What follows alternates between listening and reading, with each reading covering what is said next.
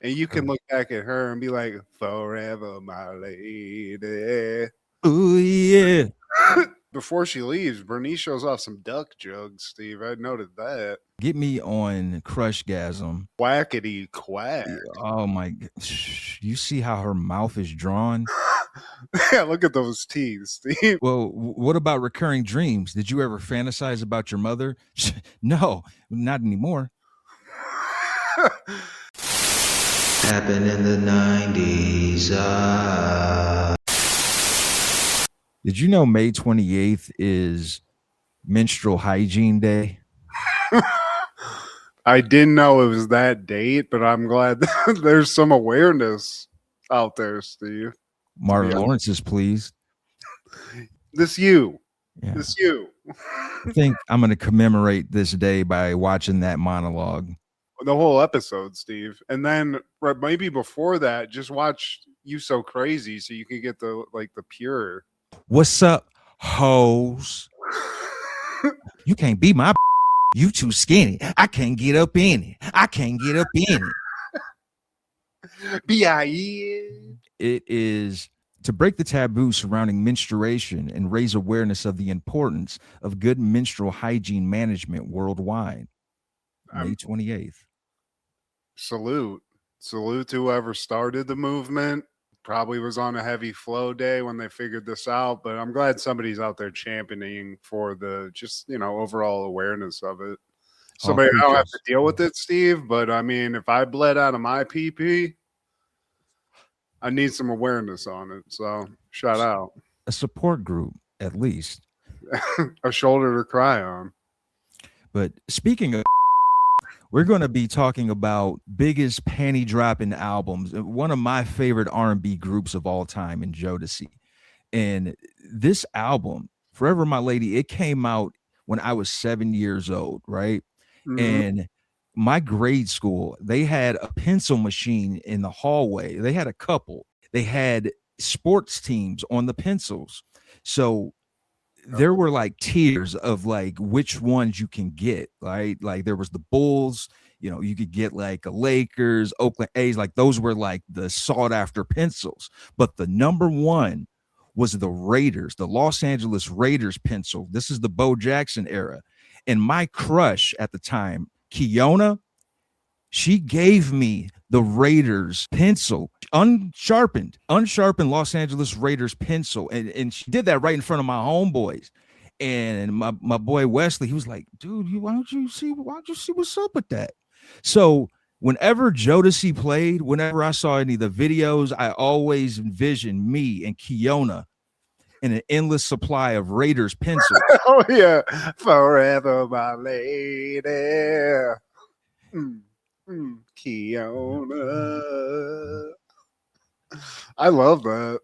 So I love that you emphasized, you were like, she gave me that pencil.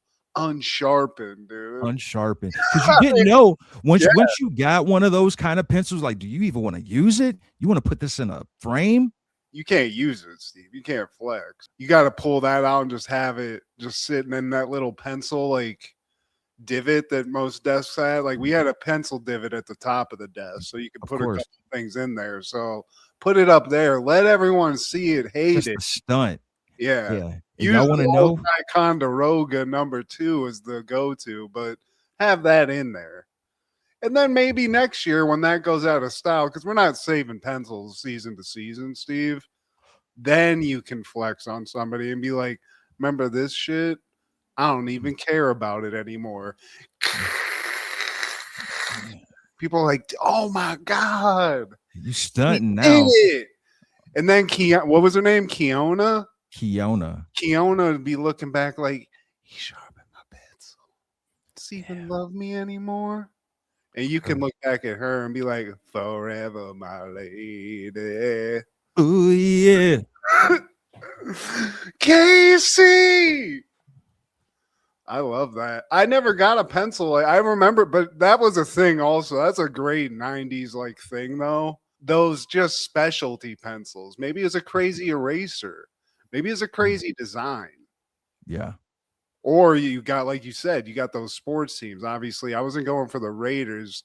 I was going I was going for the A's myself because I liked Jose Canseco if I had like one of those options. There was one brand of pencil that I used to love. I can't think of it. It was just like a cool looking pencil. Maybe it was just like a Bic thing, but hell They yeah. had it on lock. 90s pencils, Steve?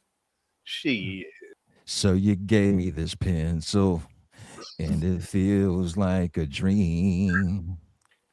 We gonna be laying in pencils while we doing the damn thing. Kiona, my lady. Ooh, yeah. Curiously unthreatening. I get winded when I use a rotary phone. Intriguingly bland. I'm wearing a fragrance. Surprisingly low-key. This is me excited. He's Dr. Katz. So remarkably mild-mannered, you feel totally comfortable confiding your innermost secrets to him. And that's what makes him such a deviously brilliant therapist. Oddly enough, a lot of it comes from the buttocks. Dr. Katz, professional therapist. Every Sunday at 10 p.m. only at Comedy Central. Happened in the 90s was streamed before a live studio audience. This is Steve G and Mad G with Happened in the 90s, a show where we talk about what happened in the 90s. So get out your backdraft tapes and your back-to-back Bulls caps and come and talk to me. I really want to meet you. Can I talk to you? Yeah, I really want to know you. Can talk to me, my baby. I really want to meet you. Can I talk to you? Yeah, I really want to know. I want to know. Now, why don't you tell me your name? Whoa, whoa, whoa. Wish I could be Jodeci for one day, Steve. Just for one day. A day. Well, today, my friend, we're talking all things May 28th in the 90s. Oh. Starting off in 1991, Jodeci would release Forever My Lady, and the world would never be the same again. Casey, JoJo, Devontae. What was the other guy, Steve? Dalvin. Here's the thing that blew my mind when I found this out. Obviously, panties were dropped. Mm-hmm. Sex was had to this album many times. These guys were like in their early 20s, Steve. Yeah. God damn it. You could have this power and you're in your early 20s. Like, did they OD on it? A couple years removed from high school. Fuck. And Diddy had something to do with their success. I believe he was like their costume guy, their wardrobe guy. And Jodeci, part of their appeal was like they had like the urban, because, you know, R&B groups, they would always wear suits. New Edition, they would always have the colorful suits. Yeah. Or, you know, but these guys, they came through in leather vests. Like these guys, they look cool. They got the honeys. You know, in the 90s, if you wore a leather vest, you look like you could probably kick some ass. Yeah. I could never pull off any leather anything, to be honest with you, Steve. But the look. Also, I mean, I'll Be Sure was behind the scenes, which that's got to help. Yeah. You know? I mean, that's just another accreditation when you're in the R&B world. And it's got that nice mix of poppy stuff and then the nice little sexual breakdown songs where you get the nice, you know, the good hook and then a couple minutes of, I want to tell you something, girl. Sounds like you're gonna bust a little bit when you're singing too. I like that kind of R&B, Steve. This is it. This is the height of the genre, to be honest with you. I feel like early 90s R&B might be my favorite. If it's not my favorite, it's up there, one of my like eras of R&B. It's crazy that some of the people that you know as like legends also behind this, like I'll Be Sure or somebody like it's crazy that he was like doing stuff behind the scenes too. You're not just talented enough to make a woman's panties come off by singing to her. You also can make songs. It sucks for me. Baby, won't you just stay? My phone, Steve. My phone. I dug that too. To be in Jodeci in your early 20s, I can't even imagine what that was like. That's great. Salute to these guys. On that same day in 91, the Smashing Pumpkins would release Gish. I love the word. Gish. Gish. It stems from the actress Lillian Gish, who we talked about before. They had the film theater building in Bowling Green named after Lillian Gish, and they removed her name in 2019 because she was connected to Birth of a Nation, the D.W. Griffin movie. Yeah. Gish. Yeah, Billy Corgan, he named it Gish because his grandmother at one point saw Gish ride through her small town on a train. And like that meant the world to her because she lived in a small town. So, wow. That's how small the world was, Steve. Oh, there's yeah. Gish on a train. My Wednesday was awesome. Right. I'm not a huge Smashing Pumpkins fan, but like there was a time and place like Melancholy and the Infinite Sadness as an album, double album especially, dug it. I don't really know too much about this, and I'm going to be completely honest with the audience. Didn't listen to it. Was too busy on the Jodeci tip. I mean, I love Billy Corgan, dude. I think he's a genius, but I'm only into it for the one out, like that one like time period. And this, I don't think sounds like that. No, it doesn't, man, because the hits don't come until later, but you do get some samples of what's to come. And Smashing Pumpkins, they're one of those bands where I feel like there's an overlap, like a crossover of sorts, because in the 90s, man, you had a lot of people that shared that grunge alternative sound. And even though these guys were based out of Chicago, I kind of put them in the same lane as those Seattle guys with one foot out, just like Stone Temple Pilots. They're not Seattle based. They're some Cali guys, but a lot of people throw them in that lane in a way, man. And it's just when they got popular. And I mean, they were grungy. There's no like arguing that. To be honest with you, I thought they were from Seattle. It fits. A lot of people do.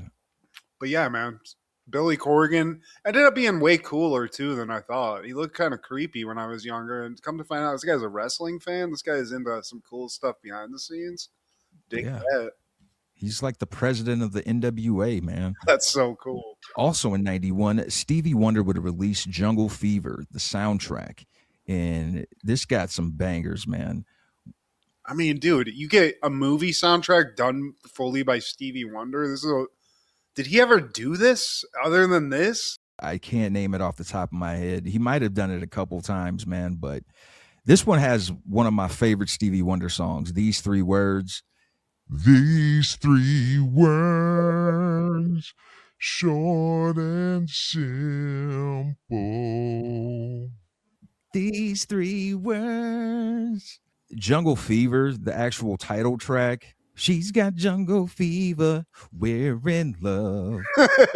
Hell yeah, dude. She's gone black boy crazy. I've gone white girl hazy. A legend do you the full soundtrack to a movie. You don't really ever get that ever, unless it's like George, the guy that does like Star Trek stuff, like stuff like that. Also, like movie and soundtrack to have that level of talent in it, dope as shit. Yeah. I'm kind of angry at Stevie Wonder for the moment because for some reason, when I get in the car, Spotify comes on it automatically, and it's always Stevie Wonder. You can feel it all. And I'm just been I don't like it, Steve. It's an extra step to me getting to what I want to listen to, and it's pissing me off. So I'm sorry. The Lord is telling you, you need Stevie in your I life. do, I think, honestly. Doesn't the world? But also in 1991, NWA would release their second and final album, Ninjas for Life, or reverse backwards, Evil for Zagging, because, you know. There you go.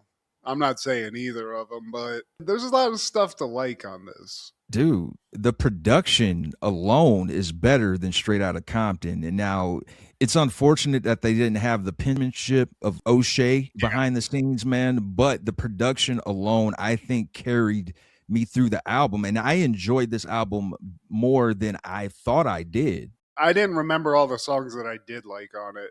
Some stuff that's a little crazy to listen to now. One Less Bitch song is a little crazy, but I get it. There's a lot of suck my dick. There's a lot of bitch. She swallowed it. I'd rather fuck you. She swallowed it. I mean, it don't matter. Just don't bite it.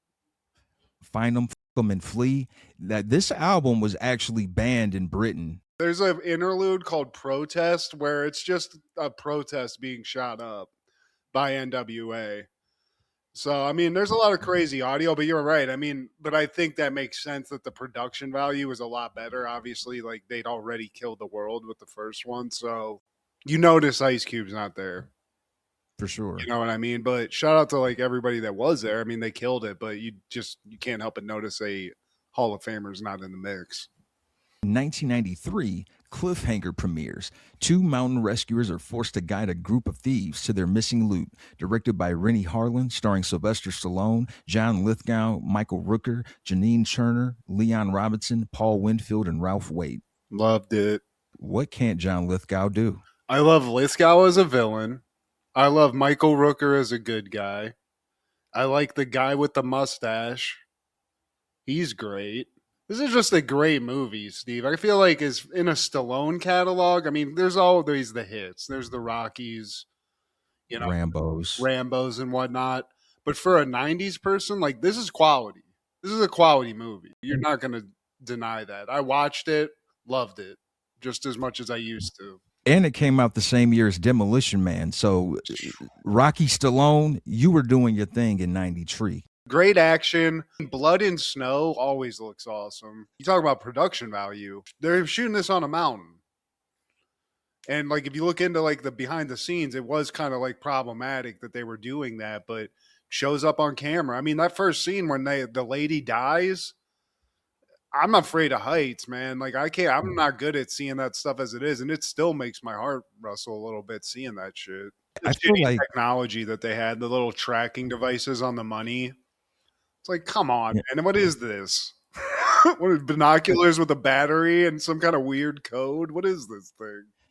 So the main guy, the turncoat agent or whatever with the mustache you were talking about. Love that dude. Like he got killed from a guy. He got killed by a guy under ice. Like that's one of the coldest, like no one is in it. That's one of the coldest fatalities or casualties, man. Like he made it through all that frozen tundra and you almost get out. And then here comes a guy from under the ice.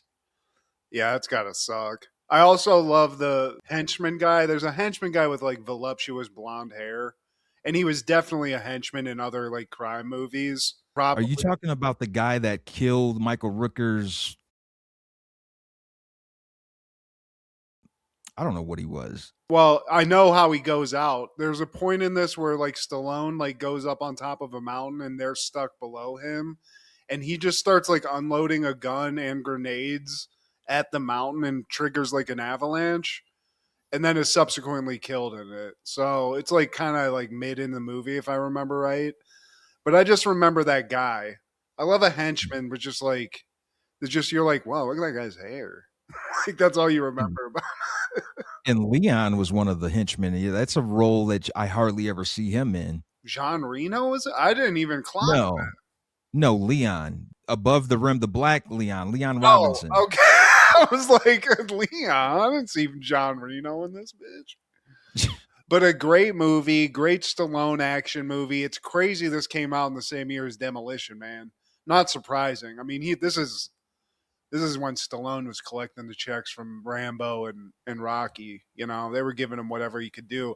He had a bunch of movies that were kind of like action and elemental type things involved, like this. There was a movie called Daybreak where he was like in a subway that got like trapped underwater. I forget what it was, like a New York subway or some shit. Just killing the action game basically. And this is, man, it's gotta be, if you don't count the Hall of Fame movies that everyone counts, like Rocky and stuff and Rambo, this is top 5.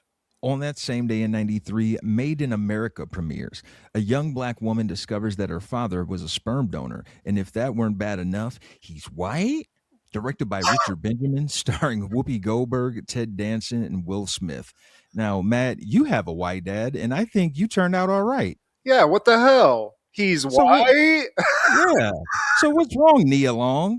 Come on, Nia. What's the problem here? You get a bunch of soon-to-be 90s legends like Nia Long and Will Smith. I think that for me, the thing that I always remember associated with this is the unfortunate Ted Danson and blackface thing. Yeah. Which I like a couple that's fun. Like it's great that Ted Danson and Whoopi Goldberg were an item at one point. That's great. And I It's think kind of random too. But wasn't I don't think anybody's bingo card, no, but but I enjoyed that. I feel like this was a joke gone bad, Steve. They totally. discussed it. They thought it was great. It came out and it's like, you might have killed your career, Ted. I don't know, man. It's not too late to take this post down. Yeah. We might need to call it Cheers, guys. We need some help here. We got to do some damage control. But it's a good comedy, man. It's fun. And it is cool to see like people who are going to be way famous in these roles. Like when Will Smith kills his role, he's funny. I feel like this stuff was improv, man. It seemed that way. I feel like the director's like, dude, just be Will Smith. Yeah. We just need Will Smith right now, please. That's it. Ted keeps mentioning some kind of blackface gig, and I don't know. I'm worried. You are the system at this point, Will Smith. Just be you. Ironically, Will Smith and Nia Long, they would be an item on the show on Fresh Prince, where she stood him up at the altar. They were actually engaged. Didn't we cover that episode where she tricked him into thinking, yeah. Yeah. Also, I mean, there's some other people in there, like Jennifer Tilly's in this. Who am I? Oh, Paul Rodriguez, comedian Paul Rodriguez is in this. East of LA, Paul Rodriguez. He was famous. He's a good he's a nice Latin comedian. He was funny in this. Yeah, he was like the Kevin Hart for Hispanic people in the 80s. Kind of, yeah. Him and Cheech. Also in 93, Super Mario Brothers premieres. Two Brooklyn plumbers, Mario and Luigi, must travel to another dimension to rescue a princess from the evil dictator King Koopa and stop him from taking over the world. Directed by Rocky Morton and Annabelle Jankel, starring Bob Hoskins, John Leguizamo, Dennis Hopper, Samantha Mathis, Fisher Stevens, Fiona Shaw, and Richard Edson. Can you just burn a pile of money in lieu of making a movie, Steve? Because you would have been better off. Why was this movie made, Matt? Why? Just because I feel like Nintendo got a little cocky after they made that movie The Wizard with Fred Savage. That was like a big ad for Super Mario Brothers 3. That was good. You know, you get Slater, you get Fred Savage, kid that says California. We sell a bunch of games. This, I don't know, man. I don't know who decided to veer this into the way that they did, but as soon as you read the first draft, who was like, yeah, keep going, man. Cook. They were better off making a sequel for The Wizard. I believe me, I wish they would have. Just follow the kid with the power glove. That kid was super cool. And instead of Super Mario 3, just have them try to win Super Mario World. Let's just keep it going. And then N64 comes out. Let's see if he can beat Mario 64. Absolutely. I'm in. This, no. Nothing works. Nothing works in it. Even this, like, just the gross, disgusting look of the city, it's off-putting. There's weird, gross shit hanging everywhere. They're hanging out with these weird dinosaur, like, mongoloid things. The Goombas got turned into... What the hell? Yeah, like, I don't know, man. I remember seeing this as a kid and just being like, what? I want to like this. Like, did y'all play the video game, people who made this movie? Like, there's no real reference to any of the characters. Like, Yoshi, the little dinosaur, it looked like a dinosaur from Jurassic Park. There was nothing fun or cute about this Yoshi. It looked like it could chew into your skin. Yeah, and you got Hoskins and Leguizamo. I mean, I would like to see something quality with these two guys and not this. Two takeaways from this movie. One, I didn't know that Luigi was half Puerto Rican. And two, I didn't know that King Koopa was going for the necklace. He wanted the necklace. I just thought he had a hard-on for Princess Peach. Me too. The one thing I always thought was hilarious is when they like shoot him with the ray gun that kind of like makes him morph into a dinosaur. It looks like Total Recall. Like, that's the one thing they pulled off a little bit. But, I mean, everything about this sucks. The look sucks. The powers suck. You could have called it something else and nobody would have known it was Mario Brothers. Yeah, exactly. Even if you say King Koopa, Goomba, Mario, Luigi, I'm like, they must have been playing the game, but this is crazy. I don't know how much they paid for this. It's crazy. They must have taken a huge loss. I will say, shout out to Dennis Hopper's Cornrows. That following year, 1994, Duckman is airing season 1, episode 11, American Dicks. Duckman and Cornfed appear on a cops-like reality show detailing the lives of a famous private detective. I would have watched this show, Steve. American Dicks. American Dicks, American Dicks. We're the American Dicks. I love the intro to the show, too. It's like busty women getting caught in closets. Some lady gets her like fake arm pulled off, and there's just money falling out of it. So he's on a show, Steve. This show boasts that they solved 99 cases in a row. Perfect record. 100th case comes around, and apparently there's some kind of strike for detectives. Bad timing. They had to comb the depths. And who they came up with was Duckman, Steve. As the camera approaches the office, you can hear him griping about not getting his coffee. If I don't get my coffee, I'm whipping somebody's ass. It's going to be consequences or repercussions. Oh, hey. Yeah, we get all the cases. You know what I mean? We get the big cases, small cases. We take them all. And any second, one of them cases is going to come through, the big ones. He gets a message from his secretary saying that his rectal cream has arrived and the doctor still can't identify his lesions. Oh, you guys are going to cut that, right? Then we cut to Cornfed, like confessional, like MTV style. And Cornfed basically is like, before I met Duckman, I was lost, man. Have you ever woken up in a Cambodian gaming parlor and realized you were living in a dark, dank abyss of endless loneliness? And the guy's like, I was just asking if Duckman's a good detective, and he doesn't even answer the question, Steve.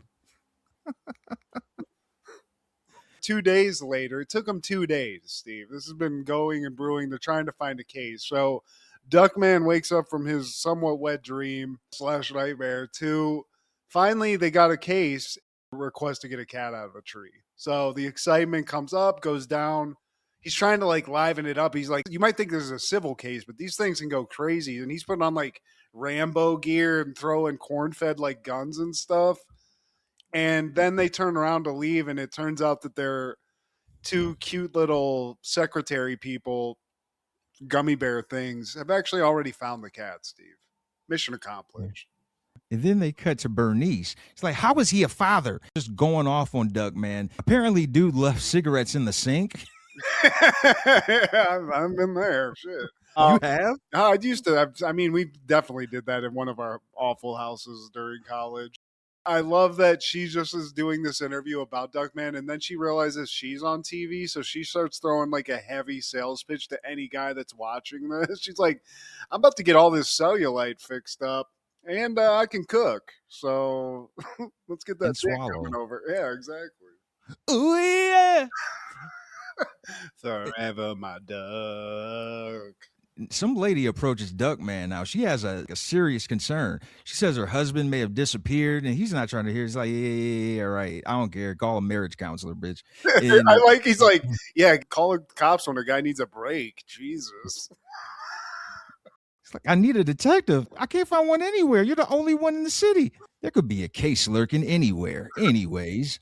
But Cornfed basically, because he's not going to take this case, because he's like, lady, this guy just needed to go to the bowling league and just get a hangout with the dudes. But Cornfed's like, hey, let's take this case. And they do.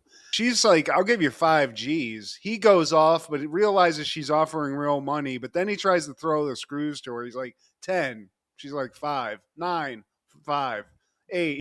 He doesn't haggle her, Steve. He tries. It's 5. And he'll enjoy that. Still has to check the calendar. He's like, Corny, check the calendar. And it's like a damn flip book. He flips all the way to 2021. He's like, your 50th high school reunion's in 2021. We're good other than that. As they're going to their car, they're still getting filmed. And Bernice, she pops up. She swoops in with the kids.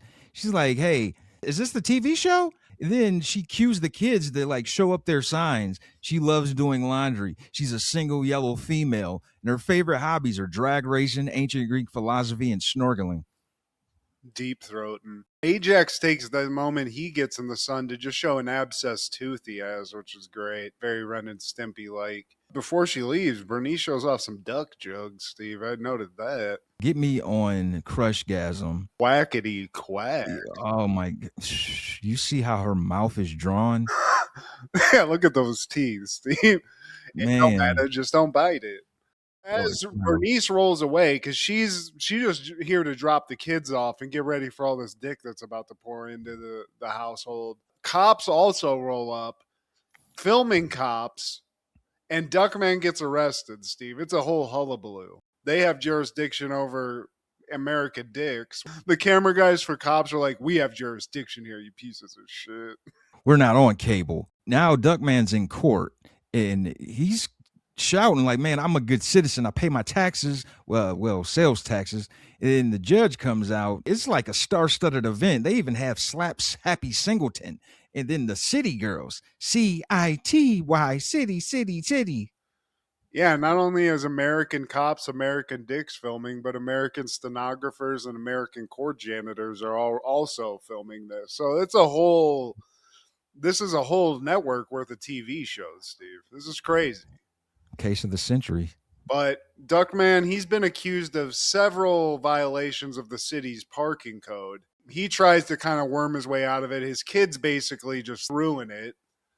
And he gets the book thrown at him. But right as he's about to get thrown in jail, the judge is like, wait a second, is Corny?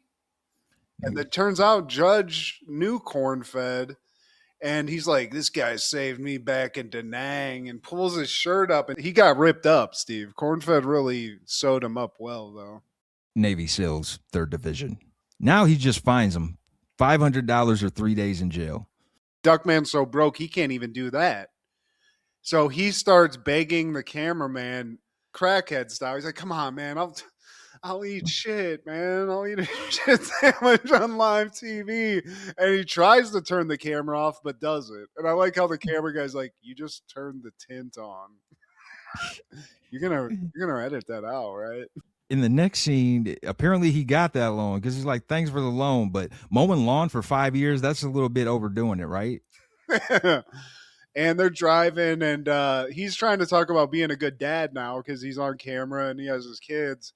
And Ajax kind of adds a little flair to it. He's like, Dad, I learned how to burp my name better.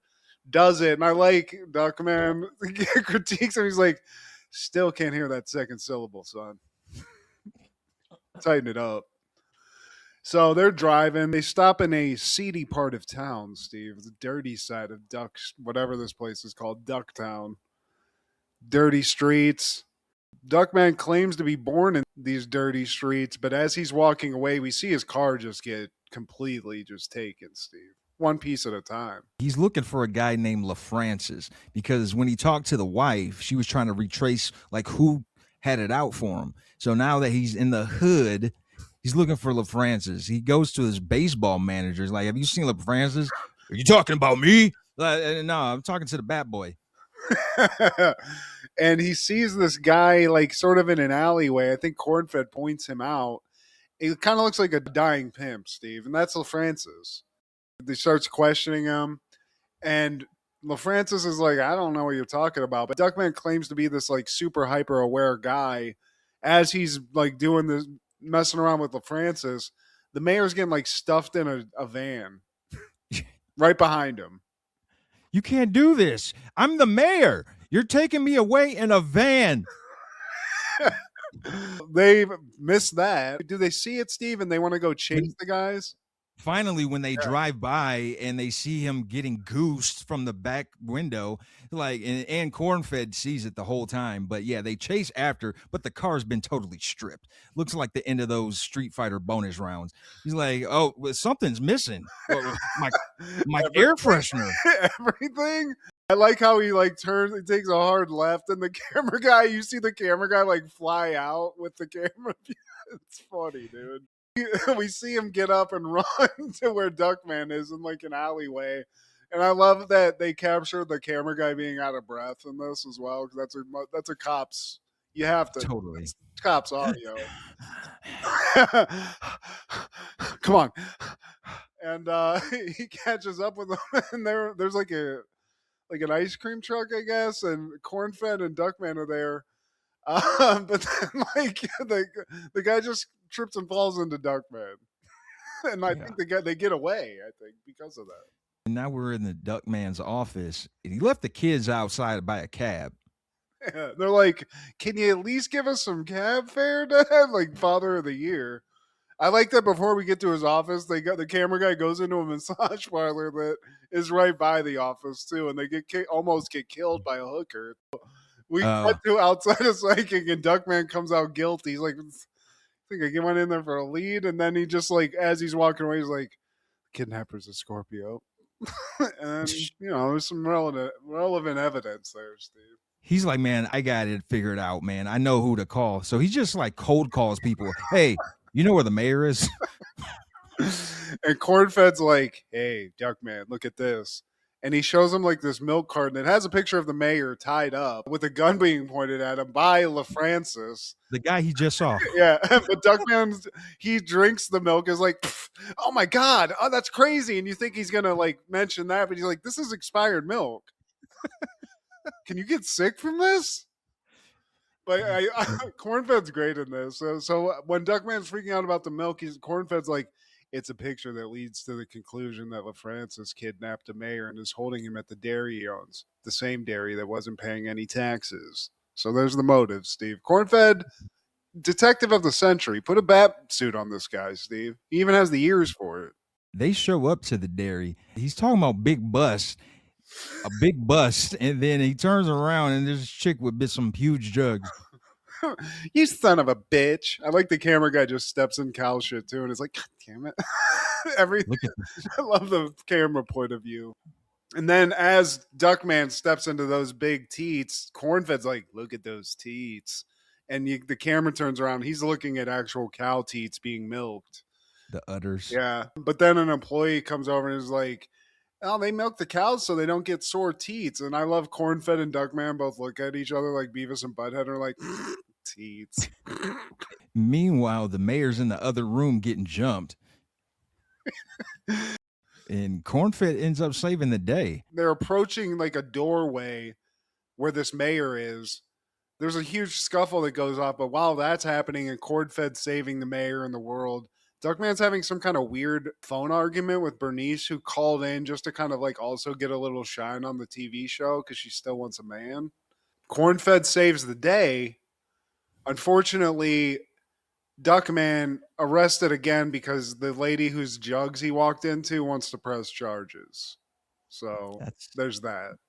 That's the duck that put his head between my breasts. Cornfed, he ends up getting all the accolades, all the propers, all the flowers. And Duckman, the typical Jason Alexander character, man, he's sitting in shit. But he does have his own reward, being a good father and being there when his bogs need him. Wait a second. And then he realizes the cue card guy screwed up the spell. He's like, "You're trying to make a fool of me." Oh. Supposed to be my boys. Bernice walks in, Steve. She's dressed like an old-time Western hooker, ready to go for you, Bernice. Steve. Yeah. Don't overheat yourself. And turns out she's going out with Mike, who is the camera guy, Steve. Thick thighs save lives. But Duckman, he punches Mike, the camera guy, out because he can't have that. He's like, "You're going out with my sister-in-law?" Crack.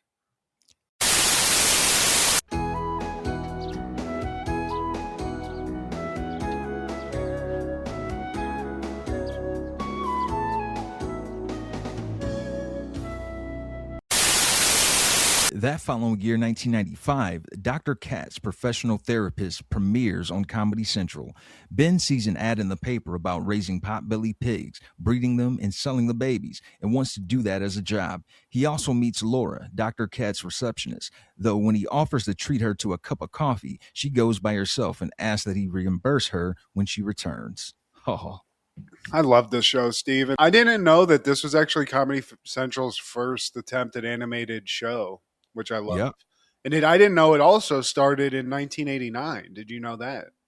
Initially? I think it's more like Simpsons, where that was part of the Tracy Ullman show originally. It was like a shorts.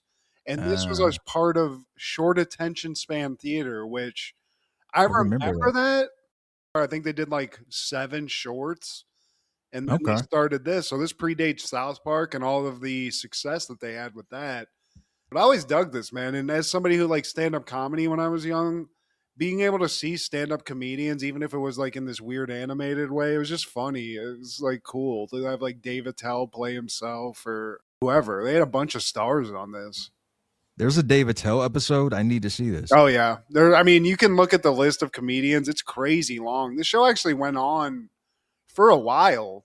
Like, I was surprised by how long it went on. But I mean, Dr. Katz is hilarious himself, but like the guy who plays Ben, H. John Benjamin, the voice actor, that guy's like a legend now, you know? And I feel like this was the first time I ever knew or heard his voice.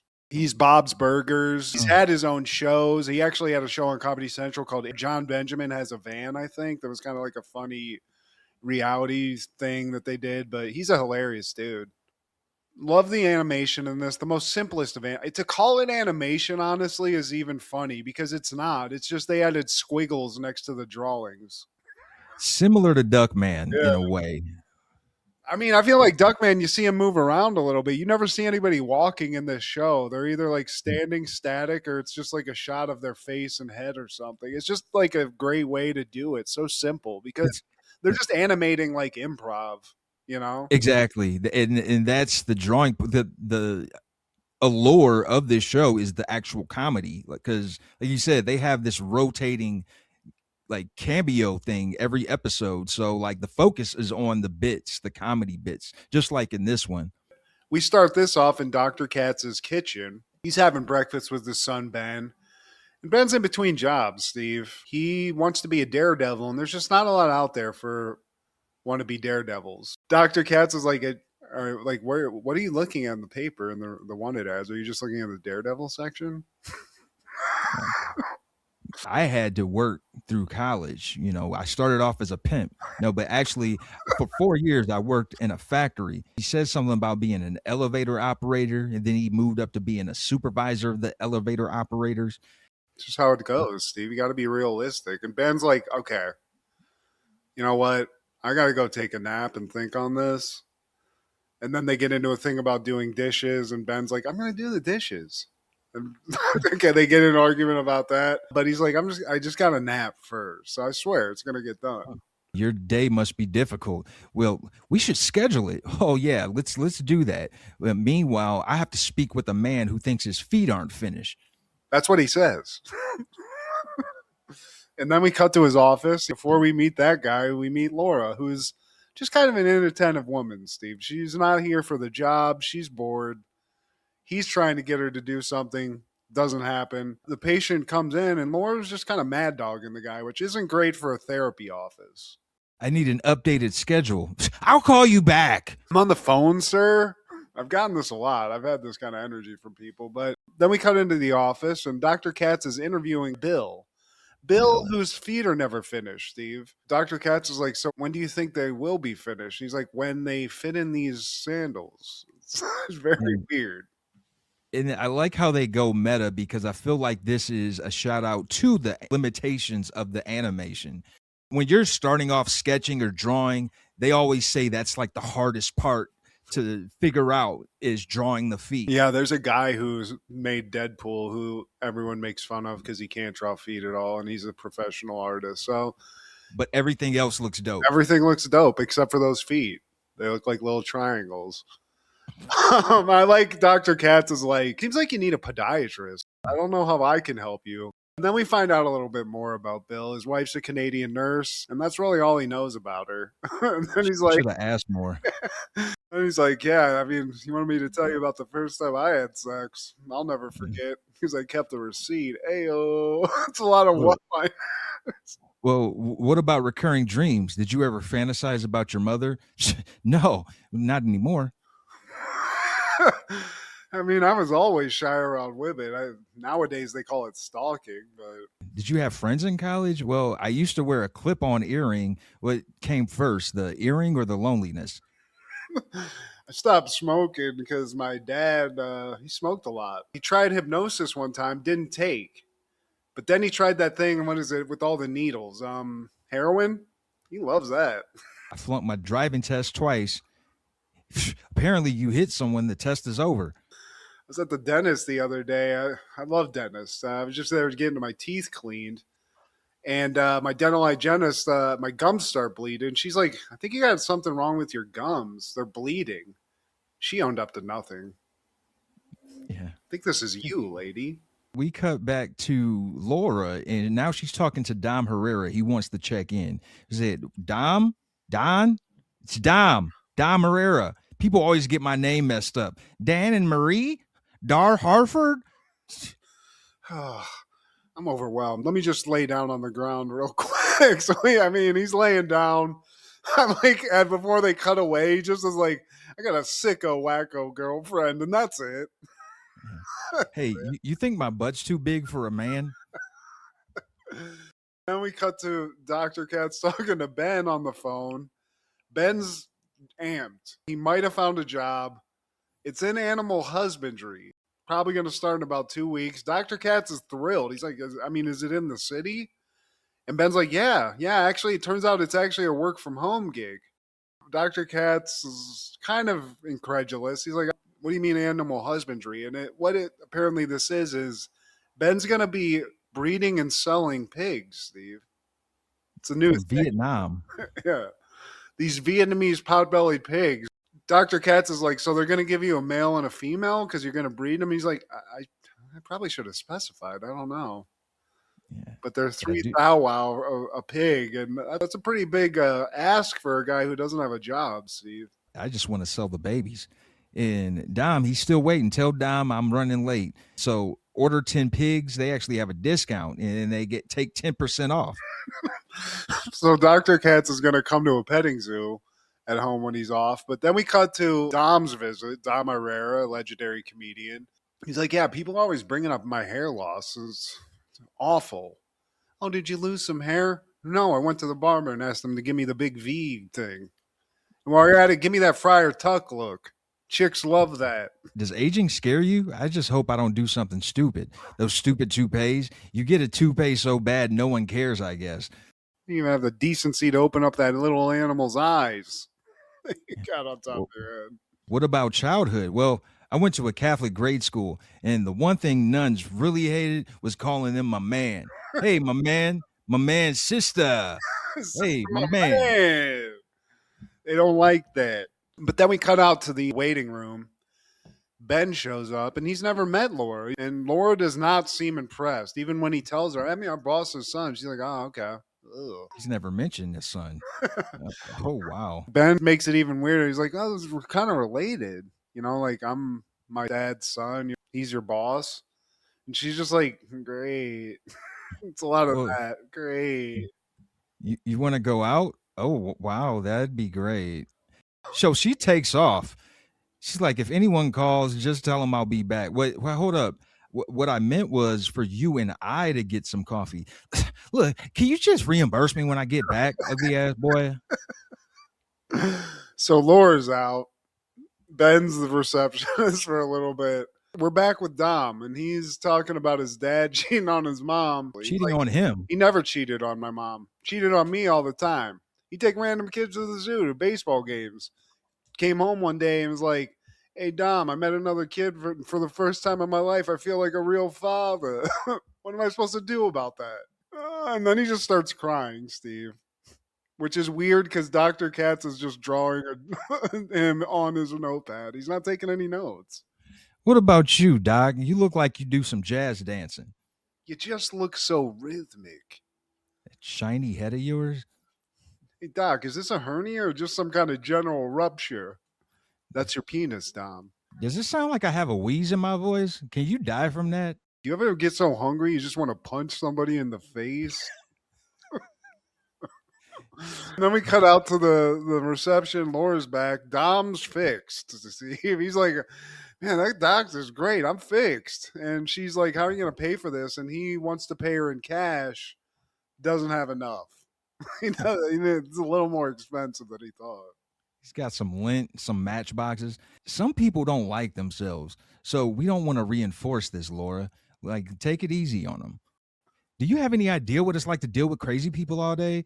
Well, guess not. And then we cut to the bar, Steve, the old bar, where Dr. Katz goes and just de-stresses. He's hanging out with his buddy Stanley and talking about this whole pot-bellied pig thing that Ben's into. Stanley thinks that they're like some kind of mini pigs. He's got a lot of thoughts about this, Steve. And by the way, did you see that bartender? The way her lips were drawn. Julie, the bartender, she is kind of hot, Steve. And that drawn body. Yeah, and Stanley keeps ordering weird drinks on the beach. He's like a sex on the beach with a cloudy day, and Julie's like, I don't think that's a thing, but whatever. So now I think Stanley must be a stockbroker in the show or something, because now he's giving Dr. Katz advice on just, money in general. Or he's a bullshitter. It could be that too. It sounds like it, because he's like, it's like the averages and the stock option, diversification. Maybe go into a couple LPs, a couple of OPPs, FDICs, some CDs, RESPs, CTs. Masterpiece. Julie, the bartender, looks incredulous. She's like, oh, this guy's bullshit. And she's heard it all, Steve. Some mutual funds. Well, should I write this down? No. No.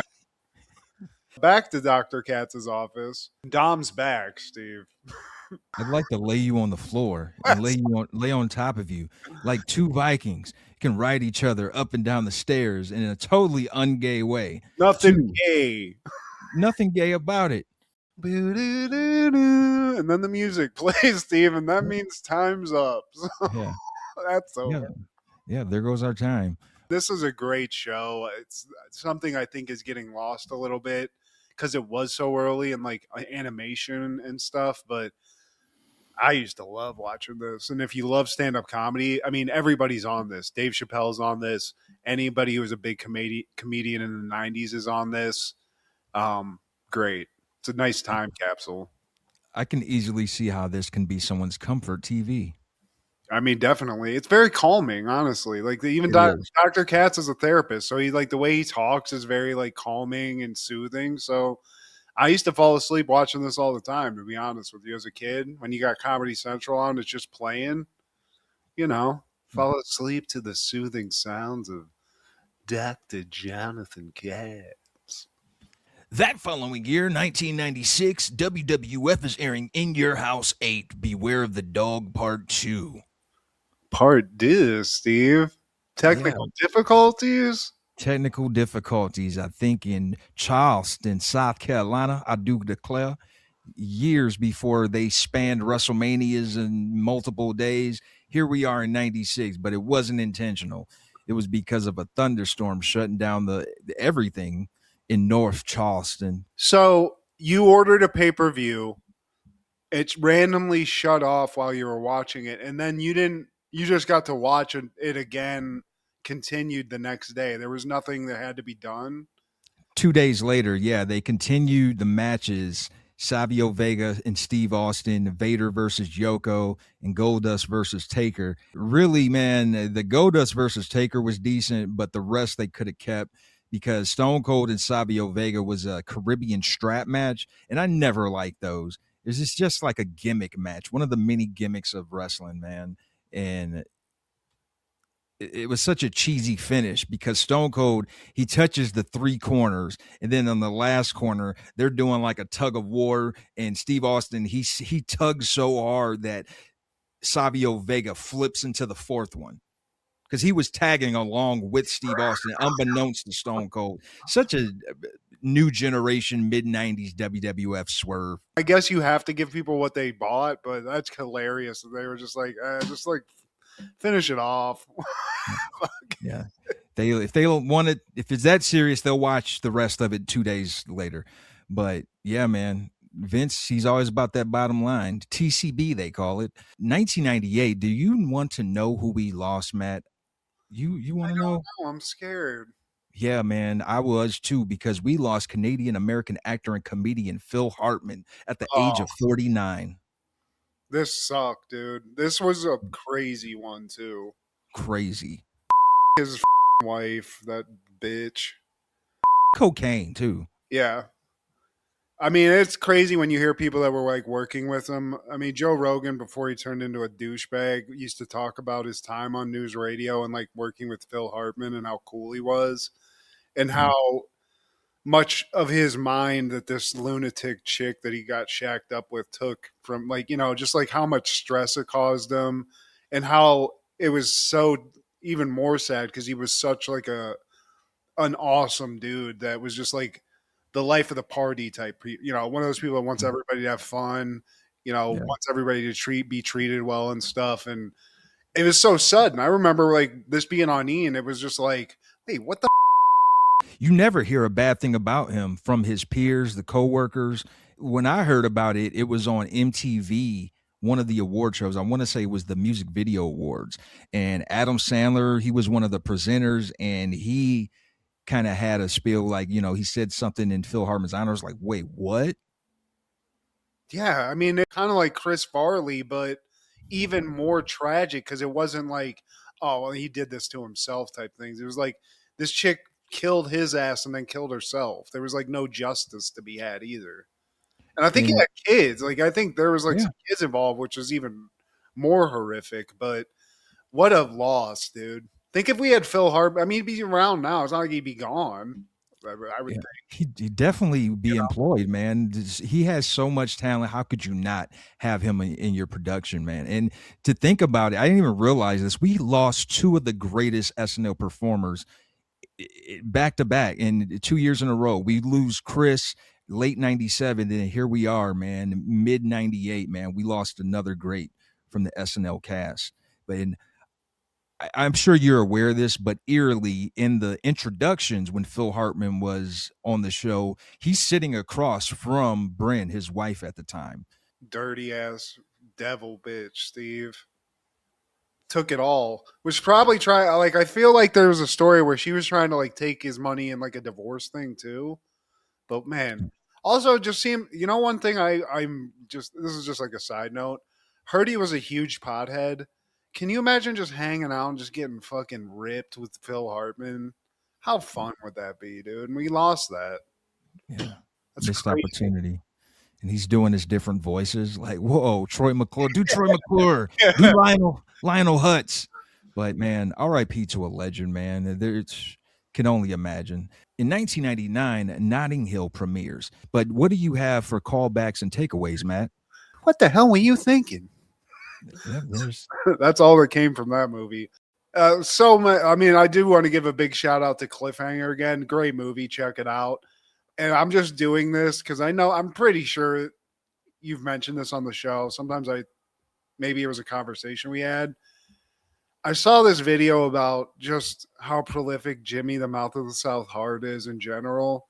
But the main point that just keeps blowing me away is how many of my favorite theme songs for wrestlers that he wrote and made. well, you haven't seen the Hulk documentary yet, have you? No, I haven't. I need to Well, check it out because you've told me to. To go back to your point, man, so they interviewed just about everybody. Even President Orangeface was interviewed in this documentary. But when they went to Jimmy Hart, bro, he's being interviewed at his home. Oh my bro, he is living larger than I ever expected, man. He's living in a castle. Dude, I love because that. you do know he was a musician before this, man. He was in a band called the Gentrys. I can only imagine, man, he probably was frugal. I imagine he was frugal. So a lot of the stuff he earned in wrestling, and even in those signings, a lot of those celebrities at these signings, man, some of them can make a killing. So I know he's done that over the years. But dude, Jimmy Hart living like a king, bro, as he should. Yeah, he deserves that, especially because no, you don't see that happening a lot for wrestlers in general. No. It's living long, fruitful lives and like reaping the benefits of it. Yeah. That's hugely successful. But then when you're like every theme song I used to love as a kid, even the lesser known ones like Repo Man that are just anything that was memorable, he probably wrote it, which is insane. Some of the best songs. Sexy boy, Steve. Yeah. That's great. So that's my shout out, Steve. Jimmy the Mouth of the South Heart. You don't need any flowers because you got them all already, but hell yeah, dude. shred. My takeaway is that not enough of you women are washing your ass. This you. With with the pilly packers and whatnot, and also, oh yeah. So please like, share, subscribe, and comment. Please tell your sister, oh yeah. Check out Food Show Fanatics as well as Crushgasm every Wednesday with Kendra G, our guy Clark the Shark on podcast, or Wrestling with Ronzilla on TikTok, and Splat Attack. This is Steve G and Matt G with Happened in the 90s. Matt was the fat kid, Steve was the flat kid. Life wasn't always great, but you know what was? The 90s. Happened in the 90s. Yeah! oh yeah.